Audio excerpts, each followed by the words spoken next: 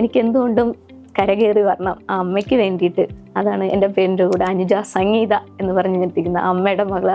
ഞാൻ വളർന്നതിനോടൊപ്പം ആ പേരും കൂടെ ഉണ്ടായിരിക്കണം. ലാസ്റ്റ് ഒരു വെൻഡറിന് ഇന്ന് തന്നെ പൈസ വേണം, നാളെ നമ്മളുടെ ഡെലിവറി കഴിഞ്ഞ് തരാമെന്ന് പറഞ്ഞിട്ടും പുള്ളി സമ്മതിച്ചില്ല. മോളുടെ കെട്ടിക്കിടന്ന മാലയും കൂടി അന്ന് എനിക്ക് പണയം വെച്ച് കൊടുക്കേണ്ടൊക്കെ വന്നിട്ടുണ്ടായിരുന്നു ആ സിറ്റുവേഷൻ. ക്യാരി ഫോർ എന്ന് പറയുന്ന ഈ ആശയം നമുക്ക് പ്രേക്ഷകർക്ക് വേണ്ടി ഒന്ന് എലാബറേറ്റ് ചെയ്താൽ എന്താണ് ഈ ബിസിനസ് മോഡൽ?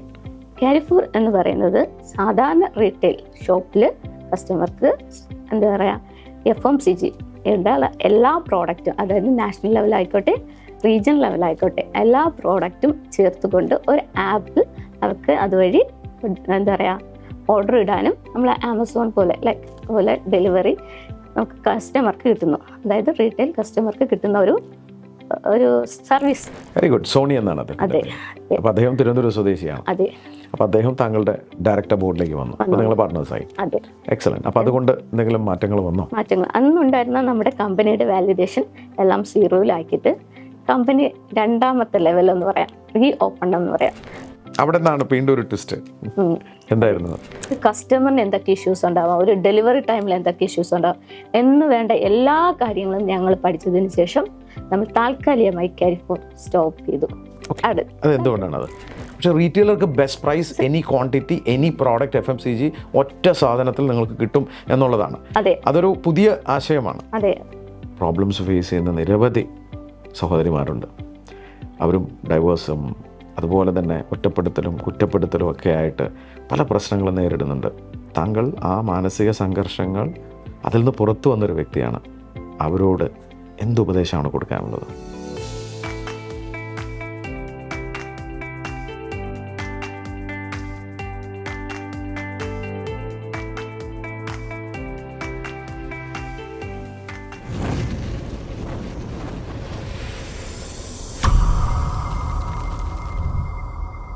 വീണ് കിടന്നതുകൊണ്ട് ആരും ഇന്ന് വരെ തോറ്റിട്ടില്ല, എഴുന്നേൽക്കാത്തവരെ തോറ്റിട്ടുള്ളൂ. ഹായ്, ഞാൻ Shameem Rafi, corporate trainer, business coach. സ്പാർക്കുള്ള ഒരു പുതിയ എഡിഷനിലേക്ക് സ്വാഗതം. ജീവിതത്തിൽ തിരിച്ചടികൾ നേരിടാത്ത ആരും ഉണ്ടാവില്ല. പക്ഷെ ചിലരുണ്ട്, ആ തിരിച്ചടികളിൽ പതറാതെ അവരുടെ ജീവിതം തിരിച്ചു പിടിക്കുന്നവർ. ഒരു യുവതി അദ്ദേഹത്തിൻ്റെ ജീവിതത്തിൽ അനുഭവിക്കാവുന്നതെല്ലാം അനുഭവിച്ചു കഴിഞ്ഞു. ഡിപ്രഷനിലേക്ക് പോയി, പല ചിന്തകൾ അദ്ദേഹത്തിൻ്റെ ജീവിതത്തിലൂടെ കടന്നുപോയി. എന്നിരുന്നാലും ജീവിതം തിരിച്ചു പിടിക്കാനുള്ള ആ പരിശ്രമത്തിൻ്റെ കഥയാണെന്ന് സ്പാർക്ക് പറഞ്ഞു വയ്ക്കുന്നത്. സ്പാർക്കുള്ള ഈ കഥ പറയാൻ എന്നോടൊപ്പം ഇരിക്കുന്നത് ഒരു യുവ സംരംഭക കൂടിയായ അനുജയാണ്. അനുജ, സ്വാഗതം സ്പാർക്കിലേക്ക്. നമസ്കാരം. താങ്കളുടെ നാട് എവിടെയാണ്? എൻ്റെ നാടെന്ന് പറയുന്നത്, ഞാൻ ജനിച്ചത് മുംബൈയിലാണ്. അമ്മ ഒരു മറാഠിയാണ്. മറാഠിയാണ്? അതെ. അതെ. അപ്പോൾ അച്ഛൻ അവിടെ ഒരു കമ്പനിയിൽ വർക്ക്. മലയാളിയാണ്? അച്ഛൻ മലയാളിയാണ്. ഓക്കെ. അച്ഛൻ ഒരു കമ്പനിയിൽ വർക്ക് ചെയ്യായിരുന്നു. ഒരു 2 വയസ്സ് ടൈമിൽ അച്ഛൻ്റെ മരണം. ഓക്കെ. അത് കഴിഞ്ഞാണ് നമ്മൾ നാട്ടിലേക്ക് സെറ്റിൽ ആവുന്നത്. ട്രിവാൻഡ്രത്ത് ഒരു ചെറിയൊരു ഗ്രാമത്താണ്, ചെങ്കൽ എന്ന് പറയും. ഓക്കെ. പഠിച്ചതും വളർന്നതൊക്കെ അവിടെ തന്നെയാണ്. അത് കഴിഞ്ഞ് ഞാൻ D.Ed ഫസ്റ്റ് ഇയർ പഠിക്കുന്ന സമയത്തായിരുന്നു എൻ്റെ 21ാമത്തെ വയസ്സ്, എൻ്റെ ഫസ്റ്റ് മാരേജ്. മാരേജ് എത്ര വേഗം കഴിഞ്ഞു അല്ലേ? താങ്കൾ ഒറ്റ മോളാണോ? അല്ല, എനിക്കൊരു അനിയനുണ്ട്. അനിയനുണ്ട്. താങ്കളുടെ അമ്മ മറാഠിയാണോ സംസാരിക്കുക? ആ, അമ്മ ഇവിടെ വന്ന് പഠിച്ചു, മലയാളം പഠിച്ചു. അത് ആദ്യമായി നമ്മൾ അവരോട് സംസാരിക്കുമ്പോൾ, ഇന്ററാക്ട് ചെയ്യുമ്പോൾ എല്ലാവർക്കും അത് പെട്ടെന്ന് അറിയാൻ പറ്റും. പുള്ളിക്കാരിയുടെ ഫാദർ മരിക്കുമ്പോൾ താങ്കൾക്ക് 2 വയസ്സ് പറയുമ്പോൾ അനുജന് 1 വയസ്സായിരുന്നു. 1 വയസ്സ്. പിന്നീട് അപ്പോൾ എങ്ങനെയാണ് നിങ്ങൾ ജീവിതം മുന്നോട്ട് കൊണ്ടുപോയത്? അച്ഛൻ്റെ ബ്രദർ തന്നെയാണ് അമ്മയുടെ സെക്കൻഡ് മാരേജ് ചെയ്തത്. ഓക്കെ. അതിനുശേഷമാണ് നിങ്ങൾ നാട്ടിലേക്ക് വന്ന് സെറ്റിൽ ആയത്. മുംബൈയുമായിട്ടുള്ള കണക്ഷൻ പോയി. അമ്മ മറാഠിയാണെങ്കിലും മലയാളിയായിട്ടാണ് ജീവിക്കുന്നത്. അതെ, ഇപ്പോഴും അങ്ങനെ തന്നെയാണ്. താങ്കൾ പറഞ്ഞു 21 വയസ്സിൽ മാരീഡായി. അതെ. അമ്മ എന്ന് പറയുന്നത് പുള്ളിക്കാരി അറിഞ്ഞൂടാത്ത പ്രദേശം, അറിഞ്ഞൂടാത്ത ഭാഷ, ആഹാര രീതി, ജീവിത സ്റ്റൈൽ എല്ലാം മാറ്റമാണ്. അമ്മ അതിൽ ഒരുപാട് സ്ട്രഗിൾ ചെയ്തിട്ടുണ്ടായിരുന്നു. അത് കണ്ട് തന്നെയാണ് ഞാനും വളർന്നത്. അതുപോലെ തന്നെയാണ് 21ാമത്തെ വയസ്സിലായിരുന്നു, പഠിച്ചുകൊണ്ടിരുന്നപ്പോൾ തന്നെയായിരുന്നു കല്യാണം. 21ാമത്തെ വയസ്സിൽ ഞാൻ ആഗ്രഹിച്ചത് അത്ര ഒരു സക്സസ്ഫുൾ ആയിരുന്നില്ല ആദ്യത്തെ മാരേജ്. അതുകൊണ്ട് ഒരു 6 months മാത്രമേ ഞങ്ങൾ ഉണ്ടായിരുന്നുള്ളൂ. അത് കഴിഞ്ഞ് അവിടുന്ന് എന്താ പറയുക, ഒരു ഡിവോഴ്സ് ആയിരുന്നു. അവിടുന്ന് പിന്നെ വീട്ടിലേക്ക് തിരിച്ചു വരികയും, ഒരു ഡിവോഴ്സ് ആയിട്ടുള്ള ഒരു പെൺകുട്ടി നോർമലി അനുഭവിക്കേണ്ട എല്ലാ സംസാരങ്ങളും പല രീതിയിലുള്ള ആൾക്കാരുടെ ഇൻട്രാക്റ്റും ഞാൻ അനുഭവിച്ചിരുന്നു. അങ്ങനെയാണ് ഞാൻ കുറ്റപ്പെടുത്തൽ എല്ലാം. എപ്പോഴും എന്തെങ്കിലും ഇഷ്യൂ ഉണ്ടായാൽ പറയും, ഈ പെൺകുട്ടി കാരണമാണ് ഇതെല്ലാം സംഭവിച്ചത്. ഇപ്പോഴും നമ്മുടെ സമൂഹത്തിൽ അങ്ങനെ തന്നെയാണ്. പലരും തിരിച്ച് വീട്ടിൽ വരാൻ മടിക്കുന്നതാണ് കാരണം. അയ്യോ, ഞാൻ തിരിച്ചു പോയാൽ അവരിങ്ങനെ വിചാരിക്കും, ഇത്രയും കാശ് കൊടുത്ത് കല്യാണം കഴിച്ചതല്ലേ. പലപ്പോഴും അങ്ങനെ ഒരു ക്യൂരിയോസിറ്റിയിൽ ജീവിക്കുന്ന ആൾക്കാർ ഇപ്പോഴും ഉണ്ട് നമ്മുടെ സമൂഹത്തിൽ. എൻ്റെ പഠിത്തവും പുള്ളി നിർത്തി, സ്റ്റോപ്പ് ചെയ്തു. എന്നിട്ട് വീണ്ടും ഒന്നീന്ന് ഞാൻ എൻ്റെ DED കോഴ്സ് വീണ്ടും കണ്ടിന്യൂ ചെയ്തു. 2 വർഷം പഠിക്കുകയുണ്ടായിരുന്നു. ആ ടൈമിൽ പപ്പ ഗൾഫിലായിരുന്നു, ഹെൽത്ത് ഇഷ്യൂ ആയിട്ട് നാട്ടിൽ വന്നു. അപ്പോഴും സാമ്പത്തികമായ ചെറിയ ബുദ്ധിമുട്ടുകൾ ഉണ്ടായിരുന്നപ്പോഴും പപ്പയും ചെറിയ റെസ്റ്റോറൻറ്റ്, പുള്ളി ഒരു ചൈനീസ് ഷെഫാണ്. അപ്പോൾ പുള്ളി അത്യാവശ്യം ഒരു നല്ലൊരു അടുത്തൊക്കെ ജോലിക്ക് പോകുമായിരുന്നു. എൻ്റെ അമ്മയെ ഞാൻ അപ്പോഴാണ് കാണുന്നത്. ഒരു അന്നത്തെ നെയ്യാറ്റിൻകര കോടതിയിൽ ഞങ്ങളുടെ ഒരു റിലേറ്റീവ് അടുത്ത ക്യാൻറ്റീൻ എടുക്കേണ്ടായിരുന്നു. അവിടെ സഹായിയായിട്ടൊക്കെ അമ്മ പോയി. ആ ടൈമിൽ എന്നെ പഠിപ്പിക്കാനും അന്നത്തെ ഡിവോഴ്സിൻ്റെയൊക്കെ ചിലവ് അമ്മയായിരുന്നു ചെയ്തിരുന്നത്. അപ്പോൾ എനിക്ക് എന്തുകൊണ്ടും കരകയറി വരണം ആ അമ്മയ്ക്ക് വേണ്ടിയിട്ട്. അതാണ് എൻ്റെ പേരിൻ്റെ കൂടെ അനുജ സംഗീത എന്ന് പറഞ്ഞിരിക്കുന്ന അമ്മയുടെ മകളെ. ഞാൻ വളർന്നതിനോടൊപ്പം ആ പേരും കൂടെ ഉണ്ടായിരിക്കണം. അച്ഛൻ്റെ പേരല്ല, താങ്കളുടെ കൂടെ അനുജ സംഗീത എന്നാണ് അദ്ദേഹത്തിന്റെ പേരാണ്. അതെ. ആ സമയത്ത് താങ്കൾ ഒരു ഡിപ്രഷൻ ഫേസിലേട്ടൊക്കെ പോയി എന്നോട് പറഞ്ഞു. നല്ല രീതിയിൽ ഡിപ്രഷനും അത് പക്ഷെ തിരിച്ചറിയാൻ പറ്റുന്നുണ്ടായിരുന്നില്ല. പലർക്കും ഇന്ന് അതാണ് അവരുടെ മാനസികാവസ്ഥ, ഇതാണോ എന്ന് തിരിച്ചറിയാൻ പലരും അറിയത്തില്ല. അവർ വിചാരിക്കും പുള്ളിക്കരിക്ക് ദേഷ്യമാണ് അല്ലെങ്കിൽ അഹങ്കാരമാണ് എന്നൊക്കെ ആയിരിക്കും. പക്ഷെ എനിക്കത് തിരിച്ചറിഞ്ഞത് കുറച്ച് വൈകിയെങ്കിലും ഞാനത് തിരിച്ചറിഞ്ഞു. താങ്കൾക്ക് വേണ്ടി സംസാരിക്കാൻ ആരുമില്ല, ആരും ഉണ്ടായിരുന്നില്ല. ഞാൻ അന്ന് എന്താ പറയുക, എൻ്റെ മാരേജിന് തൊട്ട് മുന്നേ ഞാൻ വാ തുറക്കാത്ത ഒരു പാവം കുട്ടിയായിരുന്നു. അതിനുശേഷം എനിക്ക് വേണ്ടി ഞാൻ എന്ന് സംസാരിച്ചു തുടങ്ങി അന്ന് തൊട്ടാണ് എൻ്റെ ജീവിതം തന്നെ മാറി മറിഞ്ഞത്. എനിക്ക് വേണ്ടി ഫൈറ്റ് ചെയ്യാൻ തുടങ്ങി, എനിക്ക് വേണ്ടി ഞാൻ സംസാരിക്കാൻ തുടങ്ങി. അതിപ്പോൾ പലരും അഹങ്കാരിയായിട്ടും തൻ്റെടിയായിട്ടും പല രീതിയിലും പറഞ്ഞാലും എനിക്ക് പ്രശ്നമൊന്നുമില്ല. കാരണം ഞാൻ അന്ന് സംസാരിച്ചത് കൊണ്ടും അന്ന് അങ്ങനെ ഒരു തീരുമാനങ്ങൾ ആ 4 ചുവരിനുള്ളിലാകാതെ പുറത്തേക്ക് ഇറങ്ങിയത് കൊണ്ടാണ് ഇപ്പോഴും ഞാൻ ഇവിടെ ഇരിക്കുന്നത്. ഓക്കെ. അത് പിന്നീട് ലൈഫ് എങ്ങനെ പോയി? പിന്നെ പഠിച്ചതിന് ശേഷമാണ് ഞാൻ ഡിഗ്രി ചെയ്യാനായിട്ട് ട്രിവാൻഡ്രത്തേക്ക് നിന്നു. ആ ടൈമിൽ ഈ പറഞ്ഞ പോലെ ബ്രദറുണ്ട്, പുള്ളിക്കും പ്രായമായി, കല്യാണ ടൈമൊക്കെ ആയി, ചേച്ചി ഡിവോഴ്സ്ഡാണ്. അപ്പോൾ അതിൻ്റെതായ ഒരു പ്രഷർ നന്നായിട്ട് വീട്ടിൽ ഉണ്ടായിരുന്നു. അങ്ങനെ ആയിരുന്നു വീട്ടിൽ നിന്ന് ഫസ്റ്റ് ടൈം ഒരു നമ്മളുടെ കംഫർട്ട് സോൺ ഒക്കെ ബ്രേക്ക് ചെയ്തിട്ട് ഞാൻ ഒരു ടീച്ചറായിട്ട്, ഒരു പ്രീ സ്കൂൾ ടീച്ചറായിട്ട് ട്രിവാൻഡ്രത്തേക്ക് വന്നു. 7,000 രൂപയായിരുന്നു അന്നത്തെ എൻ്റെ സാലറി. അവിടെ നിന്ന് ഞാൻ കുറേ കാര്യങ്ങൾ പഠിച്ചു. അന്ന് ചാരിറ്റി, കോർപ്പറേഷൻ്റെ തന്നെ ഗ്രീൻ ആർമി എന്ന് പറഞ്ഞ ഓർഗനൈസേഷനിലൊക്കെ വർക്ക് ചെയ്തു. ഒരുപാട് ആൾക്കാരെ പരിചയപ്പെടാനും എൻ്റെ ലൈഫിൽ കുറേ കാര്യങ്ങൾ ചെയ്യാൻ എനിക്കൊരു മോട്ടിവേറ്റ് ആയിരുന്നു. അത് കഴിഞ്ഞിട്ടായിരുന്നു ഞാൻ അവിടെ നിന്ന് 1 വർഷം കഴിഞ്ഞതിന് ശേഷം ഒരു പ്രൈവറ്റ് ബാങ്കിൽ 2 വീലർ എക്സിക്യൂട്ടീവായിട്ട് കയറി, ലോൺ സെക്ഷനിൽ. ആ ടൈമാണ് കൊറോണ വരുന്നത്. കൊറോണ ടൈമിലായിരുന്നു എൻ്റെ സെക്കൻഡ് മാരേജ്. വിവാഹം കഴിഞ്ഞു. അദ്ദേഹം എന്ത് ചെയ്യുന്നു? പുള്ളി ഗൾഫിലായിരുന്നു. പുള്ളി അവിടെ നിന്ന് തിരിച്ചു പോകാനായി പറ്റിയിട്ടുണ്ടായിരുന്നില്ല. പുള്ളി ഒരു കൊറോണ സമയമായതുകൊണ്ട് പുള്ളിക്ക് തിരിച്ചു പോകാൻ പറ്റില്ല. അന്ന് പുള്ളി എന്താ പറയുക, എൻജിനീയറാണ്. അപ്പോൾ പുള്ളിയെ അങ്ങനെ വെറുതെ നിൽക്കുന്ന ടൈം ആയിരുന്നു. പുള്ളി ഒരു പിക്കപ്പൊക്കെ എടുത്തു, പുള്ളി ഒരു ഡ്രൈവറായിട്ട് പോവുകയും ചെയ്തു. അപ്പോഴും പ്രഗ്നൻ്റ് ആയിരുന്നു, മോള് ഉണ്ടായി. അങ്ങനെ ഒരു ടൈമിലായിരുന്നു ഞാൻ പുള്ളിയുടെ വർക്ക് ചെയ്തൊക്കെ കാണുന്ന ഫോണിൽ.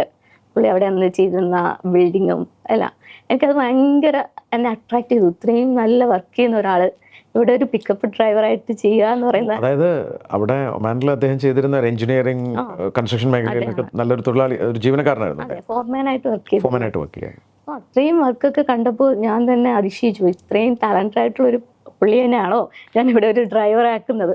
അപ്പോൾ ഞാൻ സ്ഥിരം സാധാരണ ഭാര്യമാർ ഉണ്ടാവുന്ന സാമ്പത്തികം സ്വരുക്കുട്ടി വെച്ചാൽ മതി, നമുക്കിനി പുതിയതൊന്നും ചെയ്യണ്ട എന്നായിരിക്കും സാധാരണ പറയുന്നത്. പക്ഷെ ഞാൻ പുള്ളിയുടെ പറഞ്ഞു, എന്തെങ്കിലും ഒരു ബിസിനസ് ചെയ്യ്, അല്ലെങ്കിൽ കൺസ്ട്രക്ഷൻ ഫീൽഡ് തന്നെ എടുക്കുക എന്ന് പറഞ്ഞു. പുള്ളി പറഞ്ഞു അതൊന്നും ഇവിടെ പറ്റത്തില്ല, നമ്മുടെ ആ കോസ്റ്റ് ഒന്നും എത്തത്തില്ല പറഞ്ഞു. എന്നാലും പുള്ളി കിടക്കുന്ന സമയത്ത് ഞാൻ പറയും ഒരുപാട് ഡ്രീം കാണും, എന്തെങ്കിലും ചെയ്യാൻ പറ്റുമെന്ന്. പുള്ളിയെ ഡ്രീം കാണാനായിട്ട് എപ്പോഴും ഞാൻ സജസ്റ്റ് ചെയ്യുമായിരുന്നു. പുള്ളി അന്ന് തമാശയ്ക്ക് പറയും, വേറെ പണിയൊന്നുമില്ല, നീ മിണ്ടാതൊക്കെ ഇരിക്കുക എന്നുള്ള ഒരു രീതിയായിരുന്നു. അങ്ങനെ പുള്ളി എൻ്റെ നിരന്തരമായ ശല്യം കാരണം പുള്ളി എന്നോട് പറഞ്ഞു, ശരി താൻ തന്നെ ഒന്ന് കണ്ടുപിടിക്ക് എന്തെങ്കിലും ബിസിനസ് ഓപ്പർച്യൂണിറ്റി. അങ്ങനെയാണ് കാരിഫോർ എന്ന് പറയുന്ന കമ്പനിയിലേക്കുള്ള തോട്ട്സ് വരുന്നത്. കാരിഫോർ? അതെ, കാരിഫോർ ഹോൾസെയിൽ പ്രൈവറ്റ് ലിമിറ്റഡ് എന്നാണ് കമ്പനിയുടെ പേര്. അത് എങ്ങനെ തുടങ്ങിയെന്ന് വെച്ചാൽ, ഞാൻ 2018 നമുക്ക് പ്രളയമുണ്ടായി. അന്ന് ഞാൻ ഗ്രീൻ ആൻഡ് ഡേ ഓർഗനൈസേഷനിൽ വർക്ക് ചെയ്യുന്ന സമയത്ത് ഏറ്റവും കൂടുതൽ കണ്ടിരുന്നത് FMCG പ്രോഡക്റ്റാണ്. ദെൻ അതുപോലെ തന്നെ നമ്മുടെ കൊറോണ ടൈം, അന്ന് പല സ്ഥാപനങ്ങളും അടച്ചുപൂട്ടിയിരുന്നെങ്കിലും നമ്മുടെ ഈ പറഞ്ഞ പോലെ ഷോപ്പുകൾ, FMCG ഷോപ്പുകളൊന്നും തന്നെ അടച്ചിട്ടുണ്ടായിരുന്നില്ല. ഇവരെല്ലാം കോർത്തിണക്കിക്കൊണ്ടായിട്ടാണ് ഒരു ബിസിനസ് മോഡൽ ഇറക്കിയിരുന്നത്. കാരിഫോർ എന്ന് പറയുന്നത് സാധാരണ റീറ്റെയിൽ ആയിട്ടുള്ള ഷോപ്പിൽ അവർക്ക് അഫോർഡബിൾ പ്രൈസിൽ സാധനങ്ങൾ എത്തിക്കുക എന്ന കോൺസെപ്റ്റായിരുന്നു.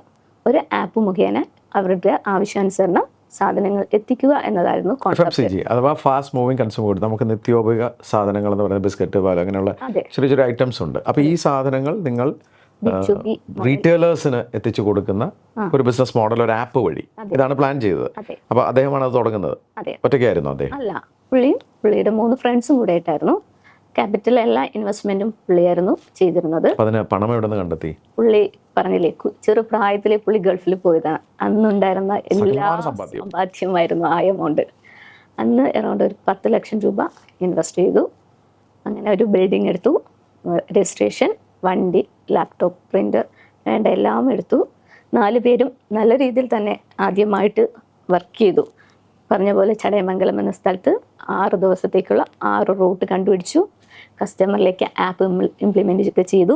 വളരെ നല്ല രീതിയിൽ തന്നെയായിരുന്നു. അന്ന് അവർ അത്യാവശ്യം ഒരുപാട് സാധനങ്ങൾ ഞാൻ സജസ്റ്റ് ചെയ്തിരുന്നു. ആദ്യം ഫസ്റ്റ് ടൈം നമുക്കൊരു 14 ഐറ്റം മതിയെന്ന്. പക്ഷേ അവരുടെ ഒരു ആഗ്രഹം അവർ ചെയ്തു വന്നപ്പോൾ അവർ ഒരുപാട് പ്രോഡക്റ്റ് ഇൻക്ലൂഡ് ചെയ്തിരുന്നു. ഈ പറഞ്ഞ പോലെ ഈ 4 പേർക്കും ഫാമിലി ഉണ്ട്, വേറെ വരുമാനമൊന്നുമില്ല. ഈ പറഞ്ഞ ഇതിൽ നിന്ന് തന്നെ, അതായത് നമ്മുടെ കാരിഫോറിൻ്റെ വരുമാനത്തിൽ തന്നെ അവരെന്ത് ചെയ്തു, അവരുടെ പേഴ്സണൽ ആവശ്യങ്ങളും യൂസ് ചെയ്തു. ആർക്കും തന്നെ ബിസിനസ് ബാക്ക്ഗ്രൗണ്ട് ഉണ്ടായിരുന്നില്ല. അപ്പോൾ അതിൻ്റെതായ പോരായ്മകൾ ബിസിനസ്സിനെയും ബാധിച്ചു. തുടർന്ന് ഒരാൾ അതിൽ നിന്ന് ലെഫ്റ്റായി, ബാക്കി 3 പേരുമായിരുന്നു. ഇവർക്ക് കൂടാതെ മാർക്കറ്റിംഗ് സ്റ്റാഫ്, ഡ്രൈവർ, പറഞ്ഞ പോലെ മൊത്തം അറൗണ്ട് നോക്കാനായിട്ടൊരു മാനേജർ. അപ്പോൾ കോസ്റ്റ് കുറച്ചുകൂടെ കൂടിപ്പോയി. സാലറിയുടേതും റെൻറ്റ്, ഇവരുടെ പേഴ്സണൽ ആവശ്യം, സാധനങ്ങൾ പർച്ചേസ് ചെയ്യുക, അങ്ങനെ ഒരുപാട് ഉണ്ടായിരുന്നു. അത് അവർക്ക് യാതൊരു തരത്തിലും കണക്കും ഉണ്ടായിരുന്നില്ല. അവരുടെ ഒരു എന്താ പറയുക, ബിസിനസ്സിൻ്റെ അറിവില്ലായ്മ അല്ലെങ്കിൽ പോരായ്മ കാരണം ബിസിനസ് ആഗ്രഹിച്ചു നിന്ന് വീണ്ടും പതുക്കെ കയറ്റത്തിന് പതുക്കെ താഴോട്ടേക്ക് വരാൻ തുടങ്ങി. പുള്ളിയും ലാസ്റ്റ് പുള്ളിക്കും മടുപ്പ് തുടങ്ങി. പുള്ളി പറഞ്ഞു, പറ്റത്തില്ല, എനിക്കിതിനി മുന്നോട്ട് കൊണ്ടുപോകാൻ, തിരിച്ച് പോകാനായിട്ടുള്ളൊരു കോൺസെപ്റ്റൊക്കെ ഉണ്ടായിരുന്നു. അപ്പോൾ ഞാൻ പറഞ്ഞു, ഞാൻ എടുത്തോളാം. കാരണം ഞാൻ കണ്ട ഒരു ഡ്രീമാണ് കാരിഫോർ. ഞാനായിരുന്നു അതിൻ്റെ സജസ്റ്റ് ചെയ്തത്. പുള്ളിയെ കൊണ്ട് വെറുതെ ഇരുന്ന ആളെ. അപ്പം ഞാൻ കാരണം പുള്ളിയുടെ എല്ലാ സമ്പാദ്യവും പോയി. അപ്പം അത് തിരിച്ചു പിടിക്കുക എന്നത് എൻ്റെ ഒരു ആവശ്യകതയായിട്ട് മാറി. ഞാൻ പറഞ്ഞു, ഞാൻ ചെയ്തോളാം, വിമണാണ്, നമുക്കൊരുപാട് സംരംഭങ്ങളും ലോൺസും കാര്യങ്ങളൊക്കെ കിട്ടും, ഞാൻ അത് ഏറ്റെടുത്ത് ചെയ്തോളാം എന്ന് പറഞ്ഞു. അങ്ങനെയാണ് കാരിഫോറിലേക്ക് ഞാൻ വരുന്നത് ഡയറക്റ്റ് ബോർഡായിട്ട്. അപ്പോൾ പൈസ കൊടുത്ത് സഹായിച്ചോ പിന്നീട്? ആ ടൈമിൽ ഒരുപാട് കമ്പനി താഴോട്ട് പോകും തോറും എൻ്റെ ഫ്രണ്ട്സ്, ഫാമിലി ആയിട്ട് കാശൊക്കെ മറിച്ച് കൊടുക്കുമായിരുന്നു. എൻ്റെ കെട്ടുമാല കൊടുത്തു. പുള്ളിയുടെ അമ്മയുടെ മാല, ഇതിൽ ഇപ്പോഴും അതൊരു പെൻഡിങ് ആയിട്ടുണ്ട്. ലാസ്റ്റ് ഒരു വെൻഡറിന് ഇന്ന് തന്നെ പൈസ വേണം, നാളെ നമ്മളുടെ ഡെലിവറി കഴിഞ്ഞ് തരാമെന്ന് പറഞ്ഞിട്ടും പുള്ളി സമ്മതിച്ചില്ല. മോളുടെ കെട്ടിക്കിടന്ന മാലയും കൂടി ഒന്ന് എനിക്ക് പണയം വെച്ച് കൊടുക്കേണ്ടൊക്കെ വന്നിട്ടുണ്ടായിരുന്നു ആ സിറ്റുവേഷൻ. അങ്ങനെയാണ് കമ്പനിയിലേക്ക് വരുന്നത്. പിറ്റേ ദിവസം തന്നെ എൻ്റെ മാർക്കറ്റിംഗ് സ്റ്റാഫ് ജോലി നിർത്തി. അതെനിക്ക് നിർത്തി.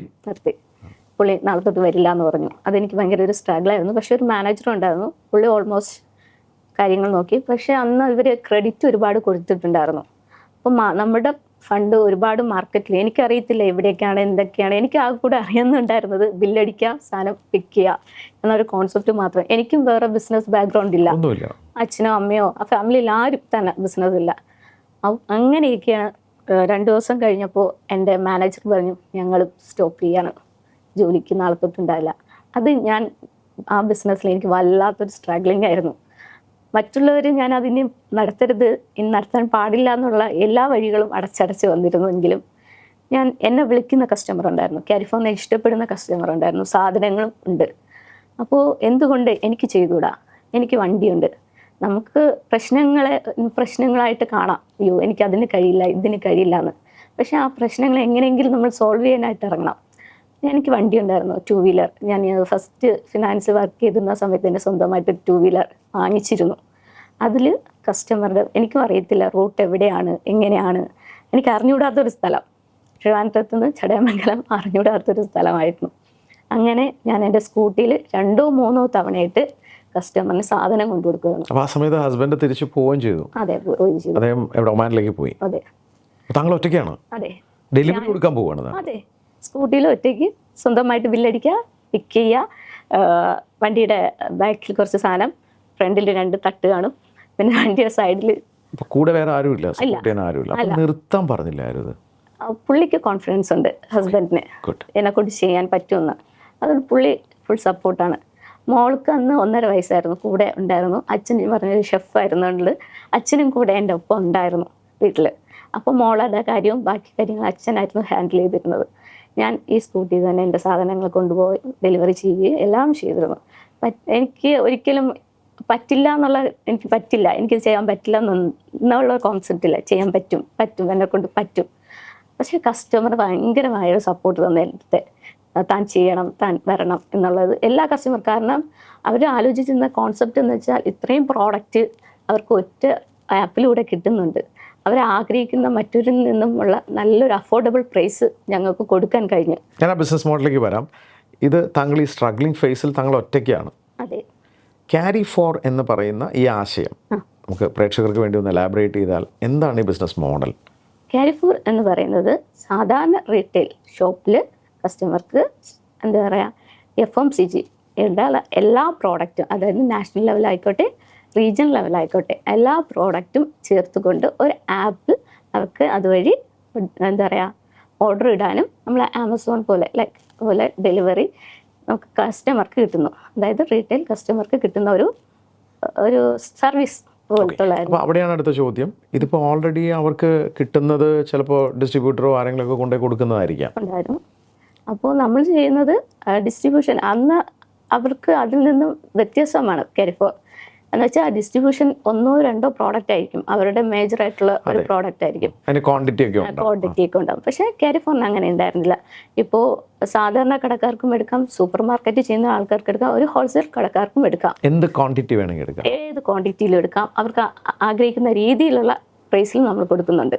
അപ്പോൾ എല്ലാം ഒരു സൂപ്പർ മാർക്കറ്റ് പോലെയാണ് നമ്മളും, എല്ലാ പ്രോഡക്റ്റും അവിടെ അവൈലബിൾ ആണ്, എന്ത് ക്വാണ്ടിറ്റിയിലും എടുക്കാം. അപ്പോൾ അതൊരു കൺവീനിയൻറ്റ് ആയിരുന്നു നമ്മുടെ ഈ പക്ഷേ ആ ബിസിനസ് എങ്ങനെ പോയി പിന്നീട്? തുടർന്ന് ഞാൻ ഒരു ദിവസം ഈ പറഞ്ഞ പോലെ വെയർഹൗസിനകത്ത് ഒറ്റയ്ക്കിരിക്കുകയാണ്, സാധനങ്ങളെല്ലാം എന്നോട്. എനിക്ക് കുറേ ചോദ്യങ്ങൾ എന്നോട് തന്നെ ഞാൻ ചോദിച്ചു. ഒന്നാമത്, ഏത് ബിസിനസ് ചെയ്യാനും ഫണ്ട് ആവശ്യമാണ്. ഇപ്പോൾ ഉണ്ടായിരുന്ന സകലമായ ഫണ്ടും പോയി കഴിഞ്ഞു, 8 താലി വരെ പോയി. ഇനി മറിക്കാനും ഇല്ല. അപ്പോൾ ഫണ്ട് ആവശ്യമാണ്. രണ്ടാമത്, എനിക്ക് സാധനങ്ങൾ നല്ല രീതിയിൽ സോഴ്സ് ചെയ്യാനുള്ള കപ്പാസിറ്റി വേണം. കാരണം പല ആൾക്കാരുടെ അടുത്ത് നമ്മൾ സംസാരിക്കുമ്പോൾ ഒരു പെണ്ണല്ലേ എന്ന രീതിയിൽ പലരും വില എന്നോട് കൂട്ടിപ്പറയാനും ഒക്കെ ചാൻസ് ഉണ്ടായിരുന്നു. അതുപോലെ തന്നെ മാർക്കറ്റിലും ഞാൻ സാധനം കൊടുക്കുമ്പോഴും കസ്റ്റമറും എന്നോട് പറയും, ഇതൊക്കെ വില കൂടുതലല്ലേ, ഇതിനേക്കാളും വില കുറച്ച് പലരും തരും. പക്ഷേ എനിക്ക് മാർക്കറ്റ് കറക്റ്റായിട്ട് അറിഞ്ഞൂടാ. അങ്ങനെ കസ്റ്റമറും എന്നെ ഇടയിൽ നിന്നും എനിക്ക് ഒരുപാട് മിസ്റ്റേക്ക് പറ്റിയിട്ടുണ്ട്. തേർഡ് എന്ന് പറയുന്നത്, ഒരു ബിസിനസ് ബാക്ക്ഗ്രൗണ്ട് ഇല്ല.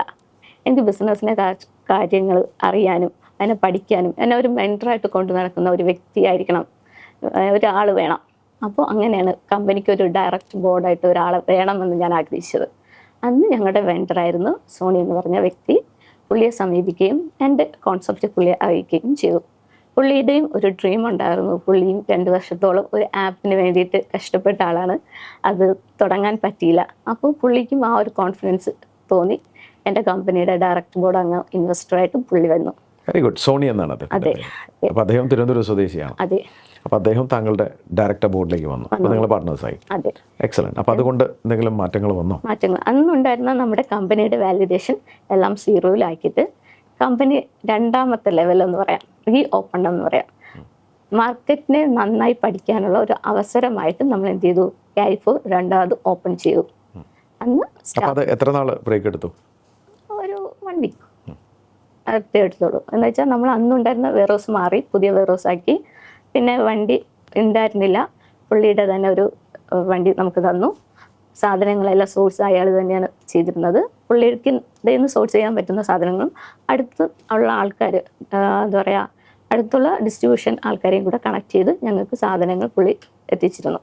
പുതിയ ആളെ, അതായത് പുതിയ മാർക്കറ്റിംഗ് സ്റ്റാഫ്, പുതിയ ഡ്രൈവറിനെ ആക്കി.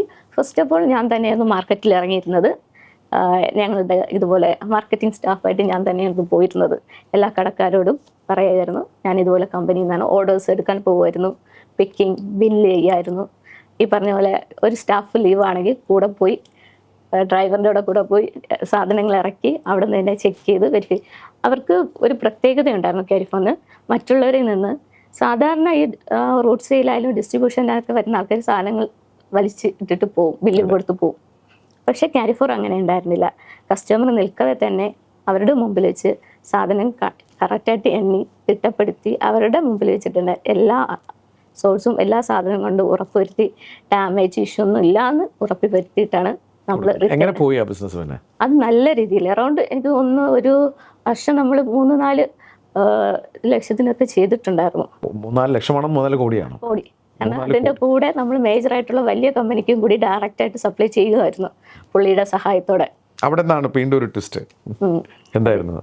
വീണ്ടും അവിടെ നിന്ന് നമ്മൾ ഈ മാർക്കറ്റൊക്കെ പഠിച്ചതിന് ശേഷം ഈ പറഞ്ഞ പോലെ ഡിപ്രഷൻ എന്നെ ഫേസ് ചെയ്തു. എനിക്കൊരു ഒരു പ്ലാറ്റ്ഫോം എങ്ങനെ മാനേജ് ചെയ്യണം എന്നുള്ള ഒരു കൺഫ്യൂഷനൊക്കെ ഉണ്ടായിരുന്നു. കാരണം നമുക്ക് ഇതിൻ്റെ ബാക്ക്ഗ്രൗണ്ട് ഒന്നും ഇല്ല. അങ്ങനെ പിന്നെ ഞാൻ ആ ഒരു ഡൗൺ ആയിപ്പോൾ പുള്ളി എന്നെ നമുക്ക് ഏറ്റവും നല്ലൊരു കമ്പനിയിൽ വർക്ക് ചെയ്തിരുന്ന FMCG മേഖലയിൽ തന്നെ വർക്ക് ചെയ്ത നല്ലൊരു വ്യക്തിയെ എൻ്റെ കമ്പനിയുടെ മാനേജറായിട്ട് വന്നു. ഓൾമോസ്റ്റ് പുള്ളി തന്നെയായിരുന്നു കമ്പനിയുടെ എല്ലാ കാര്യങ്ങളും നോക്കിയിരുന്നത്. അങ്ങനെ പുള്ളി നാരായണൻ, അതായത് പുള്ളിയുടെ പേര് വന്നിട്ട് ഹരിനാരായണൻ എന്നായിരുന്നു. പുള്ളി നല്ല രീതിയിൽ വലിയ സപ്പോർട്ടായിരുന്നു എനിക്ക് നൽകിയിരുന്നത്. കമ്പനിയുടെ കാര്യങ്ങളൊക്കെ പുള്ളി തന്നെയായിരുന്നു നോക്കിയിരുന്നത്. അപ്പോൾ എനിക്കും ചെറിയൊരു ഈഗോ ക്രാഷ് ഒക്കെ തുടങ്ങി. പക്ഷെ കമ്പനിയുടെ ഓണർ ഞാൻ നിൽക്കുമ്പോൾ പുള്ളി കയറി ഫ്രണ്ടിൽ നിന്ന് അത് എന്താ പറയുക, ഇൻവെസ്റ്റർ എനിക്ക് തന്ന, അത് പറയത്തില്ലേ, ഇരുമ്പിനെ നമ്മൾ അടിച്ചടിച്ച് രൂപപ്പെടുത്തും എന്ന് പറയുന്നത് പോലെ പുള്ളി എന്നെ അമ്മാതിരി പ്രഷർ ഒക്കെ തന്ന് പഠിക്കാൻ വേണ്ടിയിട്ടായിരുന്നു. പക്ഷെ ആ ടൈമിൽ എനിക്ക് വല്ലാത്ത ദേഷ്യമൊക്കെ അന്ന് പുള്ളിയുടെ കൂടെ ഉണ്ടായിരുന്നു. ആ ഒരു പ്രഷർ എനിക്ക് നല്ല രീതിയിൽ തന്നു. എന്ന് വെച്ചാൽ ഇരിക്കേണ്ട സ്ഥലത്ത് നേരെ ഇരുന്നില്ലെങ്കിൽ കറക്റ്റായിട്ട് അത് പോകത്തില്ല എന്ന് പറഞ്ഞ് പഠിക്കാനായിട്ട് തന്നെ എന്നെ അങ്ങ് ഇട്ടു, അങ്ങ് മറ്റേ തീയിലിട്ട് ഇറക്കി വിട്ടു എന്ന് പറഞ്ഞ് പുള്ളി എന്ന് പറയാൻ ഒരു ദിവസം മതിയായും നമ്മുടെ വെയർഹൗസിൽ വന്ന് ഡെലിവറി ടീമിൻ്റെ ഒക്കെ കൂടെ പോവുകയൊക്കെ ചെയ്തിരുന്നു. കസ്റ്റമറിൻ്റെ ഇഷ്യൂസൊക്കെ ഉണ്ടാവുമായിരുന്നു, ചെറിയ ചെറിയ ഇഷ്യൂസ്, മീൻസ് ഈ പിക്കിങ് ഇഷ്യൂസൊക്കെ എനിക്ക് ഉണ്ടാവുമായിരുന്നു. അപ്പം കസ്റ്റമറിൽ നിന്ന് തന്നെ ഡയറക്റ്റ് കോൾ എനിക്ക് കളക്ട് ചെയ്തിരും. അവരുടെ പ്രശ്നങ്ങൾ ഞാൻ തന്നെ കേൾക്കേണ്ടി വരും. അപ്പോഴൊക്കെ എനിക്ക് ഭയങ്കര ഒരു ഇറിറ്റേഷൻ തോന്നിയിട്ടുണ്ട്. അയ്യോ, ഞാൻ തന്നെ കേൾക്കണം. അപ്പം കൂടുതൽ ഞാൻ ഡെവലപ്പ് ആവാനായിട്ടുള്ള ഒരു ചാൻസ് എനിക്ക് തന്നു. അങ്ങനെ നമ്മൾ മാർക്കറ്റ് നല്ല രീതിയിൽ പഠിച്ചു. ഒരു ഓണർ എന്ന നിലയ്ക്ക് ഒരാൾക്ക് എന്തൊക്കെ ബുദ്ധിമുട്ടുണ്ടാവാം, പിക്കിങ്ങിൽ എന്തൊക്കെ ഉണ്ടാവാം, ഒരു പ്രൊക്യൂർമെൻറ്റിൽ എന്തൊക്കെ പ്രശ്നങ്ങളുണ്ടാവാം, ഒരു കസ്റ്റമറിന് എന്തൊക്കെ ഇഷ്യൂസ് ഉണ്ടാവാം, ഒരു ഡെലിവറി ടൈമിൽ എന്തൊക്കെ ഇഷ്യൂസ് ഉണ്ടാവാം എന്ന് വേണ്ട എല്ലാ കാര്യങ്ങളും ഞങ്ങൾ പഠിച്ചതിന് ശേഷം നമ്മൾ താൽക്കാലികമായി കാരിഫോർ സ്റ്റോപ്പ് ചെയ്തു. അത് പഠിക്കാനായിട്ട് നമ്മൾ പുതിയൊരു ആപ്പ്, അതായത് ഇതിനൊക്കെ തരണം ചെയ്ത് പുതിയൊരു ആപ്പ് നമുക്ക് വേണം. അപ്പോൾ മറ്റേ ആപ്പിന് പരിമിതികളുണ്ടായിരുന്നു, ഒരുപാട് പരിമിതികളാണ്. കാരണം ആപ്പ് അന്ന് യൂസ് ചെയ്തിരുന്നത് കസ്റ്റമർക്ക് ഓർഡർ ചെയ്യാൻ മാത്രമായിരുന്നു. പിന്നെ അതിൽ നിന്ന് നമ്മൾ പ്രത്യേകം എടുത്ത് ബില്ലിങ്ങിന് ചെയ്യണം.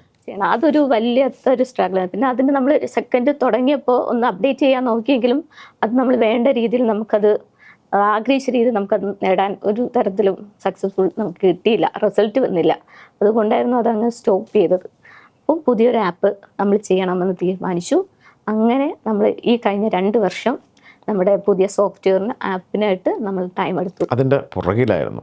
അതെ, അതിൻ്റെ പുറകിലായിരുന്നു. സമയത്ത് നല്ല സ്ട്രഗിളുമാണ് ഉണ്ടായിരുന്നു. ഫിനാൻഷ്യലി ആയിട്ടും ഈ പറഞ്ഞ പോലെ ഇത്രയും കമ്പനിയൊക്കെ നടത്തി നിന്ന ഒരാളല്ലേ, ഫാമിലിയിൽ തിരിച്ചു കയറുമ്പോൾ എന്തായി കളിയാക്കൽ, സമാധാനമായല്ലോ, ഞങ്ങളുടെ പൈസ നിങ്ങൾക്ക് പോയപ്പോൾ തൃപ്തിയായില്ലേ എന്നൊക്കെ ഉള്ള ആക്ഷേപങ്ങൾ ഒരുപാട് കേട്ടിട്ടുണ്ട്. അവിടെ ഒന്ന് ചോദിച്ചോട്ടെ, താങ്കളൊരു ഭാര്യയാണ്, അമ്മയാണ്, ഒരു ഓൺട്രപ്രണറാണ്. കുറ്റപ്പെടുത്തലുകൾ, ഇത്തരം വാക്കുകൾ വല്ലാത്ത ഒരു ഡിപ്രഷനല്ലേ അത്? താങ്കളെ ഒരു വല്ലാത്തൊരു സ്റ്റേജിൽ കൊണ്ട് എത്തിച്ചു അല്ലേ? അതെ, എന്തായിരുന്നു അത്?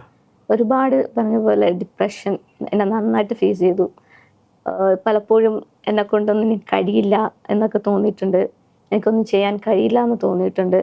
ഇതൊക്കെ നിർത്തിയിട്ട് പോകാൻ വെറുതെ ഇരുന്ന ഒരാളെ ആളുടെയും പൈസയും കൂടെ കളയേണ്ടി വന്നല്ലോ എന്ന് പറഞ്ഞുള്ള ഒരുപാട് ഫാമിലിയിൽ നിന്ന്, എൻ്റെ അമ്മയിലും പുള്ളിയുടെ വീട്ടിൽ നിന്നൊക്കെ എനിക്കത് കേൾക്കേണ്ടി വന്നു. അങ്ങനെ ആ ടൈമിലും ക്ലോസ് ചെയ്ത സമയത്തും ഞാൻ തിരിച്ച് വീട്ടിൽ പോയി ഇരുന്ന് മൂടി കരഞ്ഞുകൊണ്ടൊന്നും ഇരിക്കാൻ തയ്യാറായിരുന്നില്ല. അന്നും മോൾക്ക് 1.5 വയസ്സ് ഒക്കെ ആയിരുന്നു. അച്ഛനും അമ്മയുടെ ഒപ്പം തന്നെയായിരുന്നു. ഞാൻ ട്രിവാൻഡ്രത്ത് ഒരു PG ആയിട്ടെടുത്തു. വീണ്ടും എനിക്ക് കൂടുതൽ എന്നെ ഡെവലപ്പ് ചെയ്യാനായിട്ടുള്ള ഒരു അവസരമായിട്ട് കണ്ട് ഫസ്റ്റ് ഞാനൊരു ഇൻഷുറൻസ് കമ്പനിയിൽ ടെലികോളറായിട്ട് കയറി. അന്ന് എനിക്ക് 10,000 രൂപ സാലറി ആയിരുന്നു. ആ ടൈമിൽ ഞാൻ ഒരുപാട് കസ്റ്റമറിനോട് സംസാരിക്കുകയും ഇന്ന് ഈ രീതിയിൽ എനിക്ക് സംസാരിക്കാനുള്ള ഒരു കോൺഫിഡൻസ് കിട്ടിയത് അവിടെ നിന്നായിരുന്നു. അതെ, ഞാൻ അത് ഒരു ബിസിനസ് ആയിട്ടില്ല, അതൊരു ജോലിയായിട്ട് കണ്ടില്ല, എനിക്കൊരു അവസരമായിട്ട് കണ്ടു. ഞാൻ വീട്ടിൽ ഇരിക്കാനോ ഒന്നിനും പോയിരുന്നില്ല. എനിക്ക് അയ്യോ എൻ്റെ കമ്പനി ഷട്ട് ഡൗൺ ചെയ്തല്ലോ അങ്ങനെയുള്ള വിഷമോ ഒന്നും ഉണ്ടായിരുന്നില്ല. ബാക്ക് എൻ്റെ പാരൻസും ബാക്കിയുള്ള ഹസ്ബൻഡും ഒക്കെ നല്ല സപ്പോർട്ട് ആയതുകൊണ്ടാണ് എനിക്കത് ചെയ്യാൻ പറ്റും. ഏറ്റവും കൂടുതൽ പറയുന്നെങ്കിൽ എൻ്റെ മോള് ആ കുഞ്ഞു പ്രായത്തിൽ അമ്മയുടെയും അച്ഛൻ്റെയും ലാളനകൾ ഏറ്റുവാങ്ങേണ്ട പ്രായത്തിൽ അപ്പൂപ്പൻ്റെയും അമ്മൂമ്മയുടെയും അച്ഛമ്മയുടെയും കൂടെയൊക്കെയാണ് വളർന്നത്. ആ ടൈമിൽ അവൾ കാണിച്ചിരുന്ന ഒരു സാക്രിഫൈസാണ് എൻ്റെ ലൈഫ് ഇത്രയും എത്തിക്കാൻ പറ്റുന്നത്. എൻ്റെ മോള് തന്നെയാണ്. അതിനുള്ള എല്ലാ ക്രെഡിറ്റും ഞാൻ അവൾക്ക് തന്നെ കൊടുക്കാറുള്ളൂ. അവിടുന്ന് നന്നായി സംസാരിക്കാൻ പഠിച്ചു. എങ്ങനെയാണ് വേറെ ജോലി എന്തെങ്കിലും ചെയ്തോ? അത് കഴിഞ്ഞ് ഈ പറഞ്ഞ പോലെ മൈഗ്രെയിൻ ഇഷ്യൂസ് ആയപ്പോൾ ഞാൻ ആ ജോലി ഇട്ട് വീണ്ടും തിരിച്ച് ഞാൻ വർക്ക് ചെയ്ത ബാങ്കിൽ തന്നെ പോയി. കൊടക് മഹേന്ദ്രയിൽ അവിടെ 2 വീലറിൻ്റെ സെയിൽസ് ആയിട്ടാണ് പോയത്. അവിടുത്തെ ഷോറൂമിലൊക്കെ വർക്ക് ചെയ്തു. ഒരു ടീം കോർഡിനേഷൻ എങ്ങനെയാണ്, ഒരു ടീം എങ്ങനെയാണ് വർക്ക് ചെയ്യുന്നത്, മാനേജർ എങ്ങനെയാണ്, അവിടുത്തെ പറഞ്ഞ പോലെ MD എങ്ങനെയാണ് ഇടപെടുന്നത്, മാനേജ്മെന്റ് സൈഡ് മുഴുവൻ അവിടെ നിന്ന് പഠിച്ചെടുത്തു. Very good. കൊളീഗ് ആൾക്കാരോട്ട് എങ്ങനെ ഇന്ററാക്ട് ചെയ്യാം. എത്ര നാൾ ജോലി ചെയ്തു അവിടെ? ഞാൻ 1 ഇയർ. എല്ലാം കൂടി 2 വർഷം എക്സ്പീരിയൻസ് ആയി. തിരിച്ചു വന്നോ ബിസിനസ്സിലേക്ക്? തിരിച്ചു വരുന്നത് നമ്മുടെ ആപ്പ് ഓൾമോസ്റ്റ് ആയി. നമുക്കിനി സോഫ്റ്റ്വെയറും ഓൾമോസ്റ്റ് ആയി. അത് കഴിഞ്ഞിട്ടാണ് നമ്മളുടെ വെബ്സൈറ്റിൻ്റെ പണിയും കൂടെ ബാക്കിയുണ്ടായിരുന്നു. ആ ടൈമിൽ ഞാൻ മോളെ കൊണ്ട് ട്രിവാൻഡ്രത്തോട്ട് സെറ്റിലായി. ആ ടൈമിൽ അങ്ങനെ ഇരിക്കുന്ന സമയത്താണ് ഞാൻ മോമീസ് ഗിഫ്റ്റ് എന്ന് പറഞ്ഞ ഒരു ഓൺലൈൻ ജ്വല്ലറി ബിസിനസ് സ്റ്റാർട്ട് ചെയ്യുന്നത്. അതെ, എന്താണത്? അത് വന്നിട്ട് മോമീസ് ഗിഫ്റ്റ് എന്ന് പറയുന്ന അമ്മ മകൾക്ക് കൊടുക്കുന്ന ഒരു ഗിഫ്റ്റ് എന്നൊരു ഫീലില് എൻ്റെ മകള് ഒരു ദിവസം ഇങ്ങനെ ഇരിക്കുന്ന ടൈമിൽ അവളിങ്ങനെ ഹലോ ഗൈസ് എന്നൊക്കെ പറഞ്ഞ് സംസാരിക്കുമ്പോൾ ഈ പ്രായത്തിൽ ഇവൾക്ക് ഇത്രയും നന്നായി പറയാൻ കഴിയുന്നുണ്ടല്ലോ, അപ്പോൾ ഇവൾക്ക് നല്ലൊരു ഓപ്പർച്യൂണിറ്റി ഉണ്ടെന്ന് എനിക്ക് ഫീൽ ചെയ്തു. അങ്ങനെ അവൾക്ക് വേണ്ടിയിട്ടാണ് ഞാൻ അത് തുടങ്ങിയത്. അതിലെ പകുതി വീഡിയോസും കാര്യങ്ങളും പുള്ളിയെ കൊണ്ട് തന്നെയാണ് ചെയ്തിട്ടുള്ളത്. കാരണം ഞാൻ ലൈഫിൽ ഒന്നും അറിയാത്തതുകൊണ്ടാണ് എനിക്ക് ഇത്രയും സ്ട്രഗിൾ ചെയ്തിരുന്നത്. നാളെ എൻ്റെ മോളും ഞാൻ ഇരിക്കുന്ന ഒരു സ്ഥാനത്ത് എൻ്റെ ഒരു ലൈഫ് സ്റ്റൈലിലോട്ട് വരും. ആ ടൈമിലും അവൾ യാതൊരു തരത്തിലും അവളെ ഹെൽപ്പ് ചെയ്യാൻ ആരുമില്ല. അങ്ങനത്തെ യാതൊരു തരം അവളെ ബാധിക്കാൻ പാടില്ല. അപ്പോൾ അവൾ അതൊക്കെ ഇപ്പോഴേ പഠിച്ചു വരണം. സ്കൂളിൽ നമുക്ക് ഒരുപാട് കാര്യങ്ങൾ പഠിപ്പിക്കും, ബിസിനസ് ആരും പഠിപ്പിച്ചു തരത്തില്ല. അത് ലൈഫിൽ നമ്മൾ ഇതുപോലെ പഠിച്ചത് അതിന് വേണ്ടിയിട്ട് തന്നെയാണ് ഞാനത് തുടങ്ങിയത്. പക്ഷെ അതുകൊണ്ട് എനിക്കൊരു ക്യാമറ ഫേസ് ചെയ്യാൻ പറ്റി, ആൾക്കാരോട് സംസാരിക്കാൻ, എന്താ പറയുക, നല്ല നല്ല രീതിയിൽ മാർക്കറ്റ് പഠിക്കാൻ പറ്റി. ഓൺലൈൻ ബിസിനസ് എന്താണ്, അതിൽ എത്രത്തോളം ഓപ്പർച്യൂണിറ്റി ഉണ്ട് എന്നതിനെക്കാട്ടും ഞാൻ പഠിക്കാൻ എനിക്ക് അവസരം കിട്ടി. അങ്ങനെ തന്നെയാണ് കാരിഫോർ വീണ്ടും റീസ്റ്റാർട്ടിലോട്ട് വന്നപ്പോഴും അതിൻ്റെ വീഡിയോസും ചെയ്യാനും എനിക്ക് തോന്നിയത്. അങ്ങനെ കാരിഫോർ ഇപ്പോൾ ബില്യൺ സെയിൽ ഗ്രോസറി ആപ്പ് ആയിട്ട് പുള്ളിയുടെ തന്നെയായിരുന്നു ഡ്രീമായിരുന്നു. Partner Sony. അതെ, പുള്ളിയുടെ ഡ്രീമായിരുന്നു ബില്യൺ സെയിൽ ഗ്രോസറി. പുള്ളിയുടെ ഇപ്പോൾ കാരിഫോർ എന്ന് പറയുന്നത് ഒരാളുടെ അത് മാത്രമല്ല, 2 പേരുടെ ഡ്രീമാണ് കൊണ്ടുവരിക എന്ന് പറയുന്നത്. 2 സ്വപ്നങ്ങൾ ഒരുമിച്ച് ചേർന്നിട്ടാണ് ഇപ്പോൾ ഉള്ള കാരിഫോർ നമുക്ക് വിപുലീകരിച്ചു. അപ്പോൾ ഇതിന് ഇപ്പോൾ ഫ്രാഞ്ചൈസികളൊക്കെ ആയോ? ഫ്രാഞ്ചൈസി ഇപ്പോൾ ഓൾമോസ്റ്റ് 4 ആയിട്ടുണ്ട് ട്രിവാൻഡ്രത്ത്. നമ്മൾ അധികം ഫ്രാഞ്ചൈസി കൊടുക്കാൻ ആഗ്രഹിക്കുന്നില്ല. നമ്മുടെ ഫ്രാഞ്ചൈസി ഓണേഴ്സ് എന്ന് പറയുന്നത്, നമ്മുടെ കസ്റ്റമർ എന്ന് പറയുന്നത് ഡിസ്ട്രിബ്യൂഷൻ അല്ലെങ്കിൽ റൂട്ട് സെയിൽ ചെയ്യുന്നവരാണ്. കാരണം അങ്ങനെയുള്ളവരെടുത്തുന്നത് കാരണം എന്ന് പറയുന്നത് ഓൾമോസ്റ്റ് അവരുടെ വർക്ക് ചെയ്ത എക്സ്പീരിയൻസ് ഉണ്ട്. വെയർഹൗസ് ഉണ്ടാവും, വെഹിക്കിൾ ഉണ്ടാവും, സ്റ്റാഫ് ഉണ്ടാവും, കസ്റ്റമർ ഉണ്ടാവും. അപ്പോൾ അവർക്ക് കുറച്ചുകൂടെ എളുപ്പമായിരിക്കും. കേരളത്തിൽ എല്ലായിടത്തും ഫ്രാഞ്ചൈസി കൊടുക്കും? അതെ അതെ, എല്ലായിടത്തും ഉണ്ട്. ഒരുപാടൊന്നുമില്ല, ഒരു ജില്ലയിൽ എത്ര? 4 വെച്ച്. ഇത് ഫ്രാഞ്ചൈസി മോഡൽ എന്ന് പറഞ്ഞു. FMCG, ഇപ്പോൾ നിങ്ങളുടെ ഒരു മോഡലിന്റെ പ്രത്യേകത എന്താണ്? ഇപ്പോൾ നിങ്ങളുടെ കസ്റ്റമർ എന്ന് പറയുന്നത് ഒരു റീറ്റെയിലറാണ്. അപ്പം നിങ്ങളൊരു ഫ്രാഞ്ചൈസിയെ നിങ്ങൾ അപ്പോയിന്റ് ചെയ്താൽ ആ ആള് ഒരു റീറ്റെയിലർ നിങ്ങളുടെ ആപ്പിൽ കയറി അയാൾക്ക് എന്ത് പ്രോഡക്റ്റ് വേണമെങ്കിലും ഓർഡർ ചെയ്യാം. ആദ്യമേ പറഞ്ഞ പോലെ ക്വാണ്ടിറ്റി റെസ്ട്രിക്ഷൻ ഇല്ല. അപ്പോൾ ഒരു എക്സാമ്പിൾ, ഒരു ബിസ്ക്കറ്റിൻ്റെ എക്സാമ്പിൾ ഒന്ന് പറയാമോ? ഇപ്പോൾ നോർമലി ഇപ്പോൾ നമുക്ക് പറയാം ബ്രിട്ടാനിയ 50-50 ബിസ്ക്കറ്റ് 10 രൂപയാണ് എന്നിരിക്കട്ടെ. ഇൻ കേസ് അവർക്ക് ആപ്പിൽ നിന്ന് എടുക്കുമ്പോൾ ഡിസ്കൗണ്ട് ഉണ്ടായിരിക്കാം. ചിലപ്പോൾ 8.5 അങ്ങനെ എന്തെങ്കിലും രൂപയ്ക്കായിരിക്കും കിട്ടുക. ഇതിൽ ഒരു കുറച്ച് നമ്മൾ വളരുന്നതോടൊപ്പം കുറേ ആൾക്കാർ വളരുന്നുണ്ട്. ഞങ്ങൾ വളർന്നപ്പോൾ നമ്മുടെ ഫ്രാഞ്ചൈസി ഓണേഴ്സ് വളരുന്നുണ്ട്. അവർ കസ്റ്റമർ അതിന് അഫോർഡബിൾ പ്രൈസിൽ സാധനം കൊടുക്കുമ്പോൾ ആ റീറ്റെയിൽ സാധാരണയായ ആൾക്കാരാണ് ഓരോ കട നടത്തുന്നത്. അവർക്ക് അതിൽ നിന്നായിരിക്കും അവരുടെ ഒരു വരുമാനം കിട്ടുക എന്ന് പറയുന്നത്. അപ്പോൾ അവർക്കും ഒരു ലാഭത്തിന് സാധനം കിട്ടുമ്പോൾ അവരുടെ ഫാമിലിയും നല്ല രീതിയിൽ പോകും. അങ്ങനെ ഒരു വലിയൊരു നമ്മൾ മാത്രം വളരാതെ ബാക്കി നമ്മുടെ ഒപ്പത്തിന് നിൽക്കുന്നവരും വളർന്നു പോകുന്ന ഒരു ചോദ്യം ചോദിച്ചോട്ടെ. അപ്പോൾ നിങ്ങളൊരു നല്ല പ്രൈസിങ് എങ്ങനെ ഉറപ്പുവരുത്തും? നല്ല പ്രൈസിങ് ഉറപ്പുവരുത്തുന്നത് വെച്ചാൽ അത് നമ്മളെ എന്ന് പറയുന്നത് എന്താ മാർക്കറ്റിൽ സ്റ്റഡി ചെയ്ത് നമ്മളിപ്പോൾ സോഴ്സ് ചെയ്യുന്നതെന്ന് വെച്ചാൽ ഇപ്പോൾ നമ്മൾ ഡയറക്റ്റ് മാത്രമല്ല, നമ്മൾക്ക് നമ്മുടെ ഏത് ഫ്രാഞ്ചൈസിയിൽ നിൽക്കുന്നു അതിന് ചുറ്റുപറ്റുള്ള ആൾക്കാർ, ഏതെങ്കിലും ഡിസ്ട്രിബ്യൂഷൻ ആയിട്ടുള്ള ആൾക്കാരെ അഫോർഡബിൾ പ്രൈസിൽ നല്ല നമ്മൾ എടുക്കുന്ന ക്വാണ്ടിറ്റി അത്ര ആയിരിക്കുമല്ലോ, ക്വാണ്ടിറ്റിക്ക് അനുസരിച്ച്. അതായത് ഒരു ഡിസ്ട്രിബ്യൂട്ടർ വാങ്ങുന്നതിനേക്കാളും 100 ഇരട്ടി ആയിരിക്കാം നിങ്ങൾ ഡയറക്റ്റ് പർച്ചേസ് ചെയ്യുന്നത്. അതുകൊണ്ട് നല്ല റേറ്റ് നിങ്ങൾക്ക് എന്തായാലും കൊടുക്കാൻ പറ്റും. അപ്പോൾ ഈ ഫ്രാഞ്ചൈസി ചിലപ്പോൾ ഡിസ്ട്രിബ്യൂട്ടറിൽ നിന്നായിരിക്കും എടുക്കുന്നത്, അല്ലെങ്കിൽ നിങ്ങളായിരിക്കാം കൊടുക്കുന്നത്. പക്ഷേ റീറ്റെയിലർക്ക് best price, any quantity, any product FMCG ഒറ്റ സാധനത്തിൽ നിങ്ങൾക്ക് കിട്ടും എന്നുള്ളതാണ്. അതൊരു പുതിയ ആശയമാണ്. അതെ, അതിൽ പറഞ്ഞ പോലെ നാഷണൽ ലെവൽ മാത്രമല്ല, ഇപ്പോൾ കേരളത്തിൽ ഒരുപാട് ആൾക്കാർ ബിസിനസ് രംഗത്തെത്തിയിട്ടുണ്ട്, പുതിയ പ്രോഡക്റ്റുകൾ പരീക്ഷിക്കുന്നുണ്ട്. അവർക്കും നല്ലൊരു ഓപ്പർച്യൂണിറ്റിയാണ്. കാരണം നമ്മുടെ ആപ്പിലൂടെ അവരുടെ സാധനങ്ങളും അവർക്ക് സെല് ചെയ്യാൻ കിട്ടും. അവർ മാർക്കറ്റിംഗ് ചെയ്യുന്ന ഇന്ന പ്രൈസ് നമ്മൾ ആപ്പിലൂടെ, അതായത് റീജിയണൽ ലെവൽ ഒരു നാട്ടിൻ പുറത്ത് ചില പ്രോഡക്റ്റുകളൊക്കെ ഉണ്ടാവില്ലേ അവരുടെ ഇഷ്ടത്തിന്, അതും കൂടി നമ്മളുടെ ആപ്പിലൂടെ ഇൻക്ലൂഡാണ്. അപ്പോൾ അവർക്ക് ഒരു ആർക്ക് നിങ്ങളെ സമീപിക്കാം. അപ്പോൾ ഞാൻ നോക്കുന്നത് ഒരു ഓൾറെഡി ഡിസ്ട്രിബ്യൂഷൻ ചെയ്യുന്ന ഒരാൾ ചിലപ്പോൾ 1-2 കമ്പനിയുമായിട്ട് മാത്രം അസോസിയേറ്റ് ചെയ്തിരിക്കുകയായിരിക്കും. അപ്പോൾ അവർക്ക് അതിൻ്റെതായ റവന്യൂവും വരുമാനത്തിലൊക്കെ ഉണ്ടാവുള്ളൂ.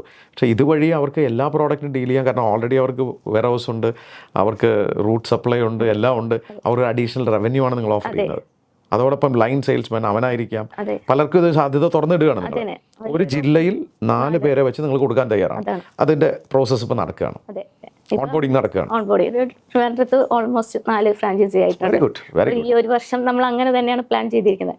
ഈ പറഞ്ഞ പോലെ എനിക്കൊരു ക്ലാരിറ്റി വന്നു. ബിസിനസ് കാരിഫോർ എവിടെ തുടങ്ങണം, എങ്ങനെയാണ് ഒരു വെണ്ടറിനെ കണ്ടെത്തണം, അല്ലെങ്കിൽ ഒരു ഫ്രാഞ്ചൈസി എവിടെ തുടങ്ങണം, എല്ലാം സെറ്റാണ്. ഒരു സ്ക്രീനിൽ കാണുന്ന പോലെ എനിക്കിപ്പം ക്ലാരിറ്റി ഉണ്ട് ബിസിനസ്സിന്. 4 പേരായി ഇനി ആയിക്കൊണ്ടിരിക്കുകയാണ്. FMCG ഒരു വലിയ മാർക്കറ്റാണ്. അതെ, ഇപ്പോൾ ഓൾമോസ്റ്റ് നമ്മുടെ ഇന്ത്യ തന്നെ നോക്കിയാലും 1.30 crore എന്താ FMCG ഓപ്പർച്യൂണിറ്റി ഉണ്ട്. അതിൽ 1.3 റീറ്റെയിൽ ഔട്ട്ലെറ്റ്സ്, 1,30,00,000 റീറ്റെയിൽ ഔട്ട്ലെറ്റ്സ് ഉണ്ടെന്നാണ് പറയുന്നത്. അതിൽ നമ്മൾ ഒരു 1% എടുത്താൽ മതി. മാർക്കറ്റിൽ ഒരുപാട് അതിന് പറയപ്പെടുന്നത് പെനട്രേഷൻ വളരെ കുറവാണ്, 10% താഴെയുള്ളതാണ് പറയുന്നത്. ഒരു അൺഓർഗനൈസ്ഡ് സെക്ടറിലേക്കാണ് നിങ്ങൾ ചെല്ലുന്നത്. അപ്പോൾ അതൊരു ഓർഗനൈസ്ഡ് ആക്കുക, അതാണ് കാരിഫോർ. എന്ന് വെച്ചാൽ കസ്റ്റമറും ഭയങ്കര ഹാപ്പി ആയിരിക്കും. എന്ന് വെച്ചാൽ അവർക്ക് ഈ സാധനം അവരുടെ ഫ്രീ ടൈം ആയിരിക്കും. ഇപ്പോൾ എനിക്കൊരു ഇഷ്യൂ ഉണ്ടായതാണ് ഞാൻ പറയുന്നത്. ചിലപ്പോൾ കസ്റ്റമറിന് ഭയങ്കര ക്രൗഡുള്ള ടൈം ആയിരിക്കും. കസ്റ്റമർ ആ ടൈമിൽ ഇപ്പോൾ ഓർഡർ എടുക്കാൻ നിൽക്കുക എന്ന് പറയുന്നത് ഭയങ്കര ബുദ്ധിമുട്ടുള്ള കാര്യമാണ്. ഒത്തിരി നേരം വെയിറ്റ് ചെയ്ത് കസ്റ്റമറിൻ്റെ ഫ്രീ ചിലപ്പം പല രീതിയിലായിരിക്കും കസ്റ്റമർ ബിഹേവ് ചെയ്യുന്നത്. ഇതാകുമ്പോൾ അവർക്ക് സമാധാനമായിട്ട് രാത്രി ആയാലും ഇന്ന് എൻ്റെ കടയിൽ ഏതൊക്കെ സാധനങ്ങൾ കുറവുണ്ടെന്നൊരു ഐഡിയ ഉണ്ടാവും. അവർക്ക് ആ ടൈമിൽ തന്നെ ആപ്പിൽ കയറാം, അതെടുക്കാം. വെറുതെ നോക്കി ഏതൊക്കെ ഓർഡർ ഉണ്ട്, അത് സെലക്ട് ഇത്ര പീസ് ഷോർട്ട് ഉണ്ട്, അപ്പോൾ ഇത് അടിച്ച് വിട്ട് കഴിഞ്ഞാൽ ആരെങ്കിലും ഡെലിവറി കൊടുക്കും. ആ കാർട്ടിലോട്ട് പോകും. എന്നിട്ട് അവർക്ക് ആവശ്യം പറഞ്ഞാൽ അതും ഡെലിവറിയിലോട്ട് കൊടുക്കുകയും ചെയ്യാം. നമ്മൾ ആമസോണിലൊക്കെ ഫീച്ചേഴ്സ് ഉള്ളതുപോലെ തന്നെ ഇതിലും പിക്ക് പാക്ക് ഡെലിവറി എന്നുള്ള കോൺസെപ്റ്റ്. വേറൊരു കാര്യം എന്ന് വെച്ചാൽ കറക്റ്റ് എമൗണ്ട് അറിയാൻ പറ്റും. എന്ന് വെച്ചാൽ നമ്മൾ സാധാരണ ഇത് കൊണ്ടു കൊടുക്കുന്ന സമയത്ത് അവർക്കറിയില്ല, ഒരു ഓർഡർ മാത്രമേ തരാറുള്ളൂ. എന്നിട്ട് അയ്യോ ഇത്ര എമൗണ്ട് ആയോ എന്ന് പറഞ്ഞ് റിട്ടേൺ വരാറുണ്ട്. പക്ഷേ ഇതിൽ റിട്ടേൺ വരത്തില്ല. കാരണം കസ്റ്റമറിന് ഓൾറെഡി അറിയാം ഇന്ന ദിവസം റൂട്ട് വരും, റേറ്റിന് കിട്ടും, നമുക്ക് എന്ത് ലാഭമുണ്ട് എല്ലാം നമുക്കറിയാം. അതാണ് എത്രയാണ് ടോട്ടൽ എമൗണ്ട് എന്ന് പറയാം. അവർക്കത് മാറ്റി വെക്കാൻ പറ്റും. കാരണം സാധാരണ കച്ചവടക്കാരാണ്, അവരുടെ വീട്ടിൽ ചിലവും അവരുടെ പല കാര്യങ്ങളും ഹോസ്പിറ്റൽ ആവശ്യങ്ങളൊക്കെ കാണും. അപ്പോഴും അവർക്കറിയാം ഇത്ര രൂപ ഇന്ന് റൂട്ട് വരും, ഇത്ര രൂപ മാറ്റി വെക്കണം. അതുപോലെ തന്നെ ഇവരിപ്പോൾ ഞാൻ ഇടയ്ക്ക് വീണ്ടും ഞാൻ എൻ്റെ മാർക്കറ്റ് വിസിറ്റ് ചെയ്യാൻ പോയിരുന്നു ചടയമംഗലം. ഞാൻ അവരോട് സംസാരിക്കുകയുണ്ടായിരുന്നു കാലിഫോർണിനെ കുറിച്ചിട്ട്. അവരുടെ ബുദ്ധിമുട്ടുകൾ അവരിപ്പോൾ പറഞ്ഞ ഒരു വീഡിയോ ഞാൻ ചെയ്തിട്ടുണ്ട്. അവർ അന്ന് ഇഷ്യൂസ് എന്ന് പറഞ്ഞാൽ ഇപ്പോൾ സാധാരണ അമ്മമാരൊക്കെ ചെയ്യുന്നുണ്ട് വീട്ടിൽ വെറുതെ. ഒരു ക്യാൻസർ ബാധിച്ചൊരു അമ്മയുണ്ടായിരുന്നു. അവരുടെ സമയത്തിന് വേണ്ടിയിട്ട് അവർ ചുമ്മാ തുടങ്ങിയത്. അപ്പോൾ അമ്മ പറയുന്നത് മക്കൾ ഉണ്ടായിരുന്നെങ്കിൽ ഇവിടെ സാധനം കൊണ്ടെത്തിക്കും, ജസ്റ്റ് അവരൊരു കോൾ ചെയ്താലും ഞാൻ എൻ്റെ സ്കൂട്ടി കൊണ്ടു കൊടുക്കും. അതായിരുന്നു. അപ്പോൾ മോളെ നീ പോയതിന് ശേഷം ഞാനിപ്പോൾ ഭയങ്കര ബുദ്ധിമുട്ടാണ്, ഇതുപോലെ വിളിച്ചു പറയണം, അവരുടെ സൗകര്യത്തിനെ കൊണ്ടുവരത്തുള്ളൂ, ആ റേറ്റും ഞാൻ ആഗ്രഹിക്കുന്ന രീതിയിലൊന്നുമല്ല, എന്നാലും പിന്നെ എൻ്റെ ഒരു സന്തോഷത്തിന് ആ കട അങ്ങനെ പോകുന്നു എന്നേ ഉള്ളൂ. അങ്ങനെ എല്ലാ കസ്റ്റമറും പലർക്കും ഇതൊരു സഹായം തന്നെയായിരിക്കും. അനുജ, തിരിച്ച് താങ്കളുടെ ജീവിതത്തിലേക്ക് വന്നാൽ നിരവധി തിരിച്ചടികളും പ്രശ്നങ്ങളും ഒക്കെ താങ്കളുടെ ജീവിതത്തിൽ ഉണ്ടായിട്ടുണ്ട്, ഡിപ്രഷൻ ഉണ്ടായിട്ടുണ്ട്. നമ്മുടെ സമൂഹത്തിൽ ഇതേ രീതിയിൽ പ്രോബ്ലംസ് ഫേസ് ചെയ്യുന്ന നിരവധി സഹോദരിമാരുണ്ട്. അവരും ഡൈവേഴ്സും അതുപോലെ തന്നെ ഒറ്റപ്പെടുത്തലും കുറ്റപ്പെടുത്തലും ഒക്കെ ആയിട്ട് പല പ്രശ്നങ്ങളും നേരിടുന്നുണ്ട്. താങ്കൾ ആ മാനസിക സംഘർഷങ്ങൾ അതിൽ നിന്ന് പുറത്തു വന്നൊരു വ്യക്തിയാണ്. അവരോട് എന്തുപദേശമാണ് കൊടുക്കാനുള്ളത്? ഫസ്റ്റ് ഓഫ് ഓൾ അവരോട് എല്ലാവരോടും പറയുന്നത്, ലൈഫ് എന്ന് പറയുന്നത് ഒരു വിവാഹത്തിൽ മാത്രം ഒതുങ്ങുന്നതല്ല, ഒരു കുടുംബജീവിതത്തിൽ ഒതുങ്ങുന്നതല്ല, ഒരു മകളെന്ന രീതിയിലും ഒതുങ്ങുന്നതല്ല, ഒരു ഭാര്യ അല്ലെങ്കിൽ ഒരു അമ്മ എന്ന് പറയുന്നതിൽ ഒതുങ്ങുന്നതല്ല. നമുക്കൊരു വ്യക്തിത്വം എപ്പോഴും ഉണ്ട്. അത് ആദ്യം നമ്മൾ മനസ്സിലാക്കുക. ആദ്യം നമ്മൾ ആരാണെന്നും നമ്മുടെ വ്യക്തിത്വം എന്താണെന്നും നമുക്ക് എന്തെല്ലാം കഴിവുകളുണ്ടെന്നും നമ്മൾ എത്രത്തോളം കഴിവ് കുറവുണ്ടെന്നും നമ്മൾ മനസ്സിലാക്കുക. നമുക്ക് എത്രത്തോളം ഓപ്പർച്യൂണിറ്റി, നമുക്ക് എതുവരെ സഞ്ചരിക്കുക എന്നുള്ള വ്യക്തമായ ക്ലാരിറ്റി അത് എപ്പോഴും ഒരു പെണ്ണെന്ന നിലയിൽ ഉണ്ടായിരിക്കുക. അങ്ങനെ ഒരു ക്ലാരിറ്റി എൻ്റെ ലൈഫിൽ ഞാൻ എന്ന് ഏൺ ചെയ്യാൻ തുടങ്ങിയോ അന്ന് തൊട്ട് തന്നെയാണ് എൻ്റെ ഈ ബിസിനസ്സും സ്റ്റാർട്ട് ചെയ്യാൻ തുടങ്ങിയത്. ആരൊക്കെ തന്നെ പിറകിൽ നിന്ന് സപ്പോർട്ട് ചെയ്യത്തേ ഉള്ളൂ, ചെയ്തു തരാം, സഹായിക്കാമെന്നെങ്കിലും, പക്ഷേ നമ്മൾ തന്നെ ഇറങ്ങുക, നമുക്ക് വേണ്ടി നമ്മൾ തന്നെ സംസാരിക്കുക, നമുക്ക് വേണ്ടി നമ്മൾ തന്നെ. പലരും പലതും പറഞ്ഞു പോകും. ഇന്നലെ കണ്ടവർ നമ്മളെ കുറ്റം പറഞ്ഞ അതേ ആൾക്കാർ തന്നെ ഇന്ന് വന്ന് പറയും, അയ്യോ നിങ്ങൾ ഇത്രയാണോ, നിങ്ങൾ ഇത്രയൊക്കെ വലിയ അനുഭവം ഉണ്ടായിട്ടുണ്ട്. എന്നെ കുറ്റം പറഞ്ഞ് തള്ളി നിർത്തിയ എൻ്റെ പല ഫ്രണ്ട്സും ഞാൻ ഇത് ചെയ്തത് കണ്ടിട്ട് എന്നോട് പറയുന്നുണ്ട്, മനുഷ്യൻ നിനക്കിതൊക്കെ ഇങ്ങനെ പറ്റുന്നുണ്ട്, നിന്നെ സമ്മതിക്കണം. അന്ന് എന്നെ എന്തെല്ലാം പറഞ്ഞവരാണ്. അതുകൊണ്ട് പലരും പലതും പറയട്ടെ, ചെവി കൊടുക്കണ്ട. നമ്മൾ ഫോക്കസ്ഡ് ആയിരിക്കുക, നമുക്കൊരു ലക്ഷ്യമുണ്ടായിരിക്കുക, അതിനെ മാത്രം നോക്കി നടക്കുക, അതിലേക്ക് നടക്കുക. അതിൽ നമ്മൾ ഫസ്റ്റ് ഓഫ് ഓൾ എനിക്ക് പറയാനുള്ളത് ക്ലാരിറ്റി, നമ്മളെക്കുറിച്ച് വ്യക്തമായിട്ടുള്ളൊരു ക്ലാരിറ്റി, നമ്മൾ ആരാണെന്നും എന്താണെന്നും നമുക്ക് എവിടെ വരെ പോകാൻ കഴിയും, എന്തൊക്കെ ചെയ്യാനാണ് കഴിയും എന്നുള്ളൊരു ക്ലാരിറ്റി ഉണ്ടായതേ പറ്റൂ. സ്പഷ്ടമാണ്. അനുജ, ഭാവി സ്വപ്നങ്ങൾ എന്തൊക്കെയാണ്? ഭാവിയിൽ 2-3 കാര്യങ്ങൾ ചെയ്യാനായിട്ട് ആഗ്രഹിക്കുന്നു. അതിൽ ഒന്ന് കുഞ്ഞുങ്ങൾക്ക് പറ്റിയ തരത്തിലൊരു പ്രോജക്റ്റാണ്. രണ്ടാമത്തത് വിമൻസ് ആണ്. അതിൽ കാരണം ഞാനിപ്പോൾ മോമീസ് ഗിഫ്റ്റ് തുടങ്ങിയ സമയത്ത് അതിൽ നിന്ന് കുറേ കാര്യങ്ങൾ പഠിക്കുന്നുണ്ട്. ഒത്തിരി വിമൻസ് പല രീതിയിൽ, ജ്വല്ലറി ബിസിനസ് ആയിക്കോട്ടെ, സ്റ്റിച്ചിങ് ആയിക്കോട്ടെ, കുക്കിംഗ്, ബേക്കിംഗ്, ബ്യൂട്ടീഷ്യൻ, എന്നീ കാര്യങ്ങളായിക്കോട്ടെ, ഇതെല്ലാം ചേർത്തുകൊണ്ടുള്ള ഒരു പ്രോജക്റ്റാണ്. അതുപോലെ തന്നെ മെൻ്റലി ഒരുപാട് പേര് ഇഷ്യൂസ് അനുഭവിക്കുന്നുണ്ട്. അവരുടെ കാര്യങ്ങൾ ഒന്ന് തുറന്ന് പറയാൻ, അല്ലെങ്കിൽ അവർക്ക് ഒരു വിഷമങ്ങൾ ഒരാളോട് പറയാൻ പറ്റാതെ, അല്ലെങ്കിൽ അവർക്ക് ഞാൻ പറഞ്ഞല്ലോ ഡിപ്രഷൻ ഉണ്ടായിരുന്നെങ്കിലും അത് ഞാൻ തിരിച്ചറിഞ്ഞത് വളരെ വൈകിട്ടാണ്. അതുപോലെ അറിഞ്ഞുകൂടാത്ത പല ആൾക്കാരുണ്ട്. ഇതെനിക്ക് ഇതാണോ എന്നുള്ള ഇഷ്യൂസ് ആണോ, അല്ലെങ്കിൽ പലരും പറയുന്ന പോലെ ഇവള് ഭയങ്കര അഹങ്കാരിയാണ്, ഇവൾക്ക് അങ്ങനെയാണ് ഇങ്ങനെയാണെന്നൊക്കെ പറയാൻ പറ്റും. പക്ഷെ ശരിയായൊരു പ്രശ്നം മനസ്സിലാക്കി അവരുടെ ഒപ്പം നിന്ന് അവരുടെ കാര്യങ്ങൾക്കൊക്കെ ചേർത്ത് നിർത്തിക്കൊണ്ട് ചെയ്യാനുള്ള ഒരു പ്രോജക്റ്റും കൂടി ഉണ്ട്. അപ്പോൾ അതിലേക്ക് എത്തണമെങ്കിൽ എനിക്ക് ഫസ്റ്റ് ഓഫ് ഓൾ കാരിഫോർ വിജയിച്ച് കാണിക്കുക.